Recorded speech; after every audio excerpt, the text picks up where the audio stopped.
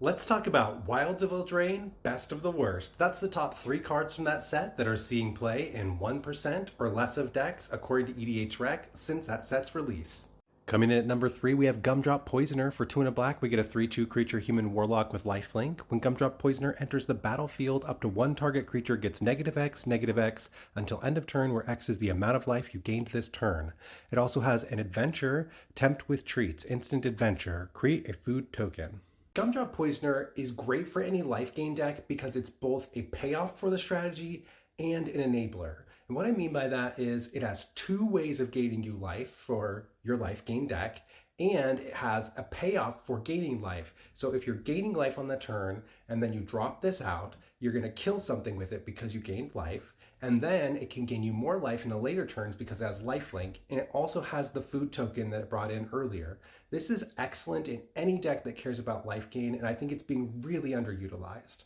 Coming in at number 2, we have Fairy Slumber Party. For 4 and 2 blue, we get a sorcery with return all creatures to their owner's hands. For each opponent who controlled a creature returned this way, you create 2 1/1 blue fairy creature tokens with flying, and this creature can block only creatures with flying. Okay, so I know you don't normally want to be playing a 6-mana Wrath that only bounces all the creatures, and it even bounces your own creatures, but where I think this is really interesting is if you think of it as a blue Martial Coup. Martial Coup, in order to wipe all the creatures and get 5 tokens, it costs you 7 mana. This costs you 6 mana to get 6 tokens and to return all the creatures to their owner's hands. You're not solving those problems indefinitely, but you are doing a tempo play, and it's getting you on board and getting your opponents off board. This is really only good enough if you are in a deck that cares specifically about having a lot of tokens on the field or fairies. But if you're in a deck that cares about tokens or fairies, I think this is one of the better options for removal as far as mass removal if you're not in white. But even then, I think it's still pretty good.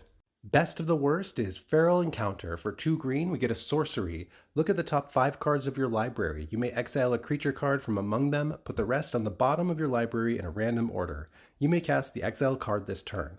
At the beginning of your next combat phase this turn, target creature you control deals damage equal to its power to up to 1 target creature you don't control. Feral Encounter is really interesting. I ran this through a hypergeometric calculator, and as long as you have at least 30 creatures in your deck, you're 84% to hit at least one of them. I think those are pretty good odds and worth an include there. You probably want to cast this when you have a creature out that can do the bite damage already, but it is nice that you can do this and hope to get a creature to bite your opponent's creatures if you don't already have one. Feral Encounter is very efficient. I don't think we've ever seen a card that does both of these things this efficiently. This is really interesting, and I think it's being underutilized because of its complexity, and people think that it's going to whiff more often than it will. But I recommend you give Feral Encounter a shot. This card is pretty good. That's it for Wilds of Eldraine, Best of the Worst. This was pretty tough. There was a few cards that were vying for the slots there, but I think that we nailed down some pretty sweet ones. Let me know what you guys think.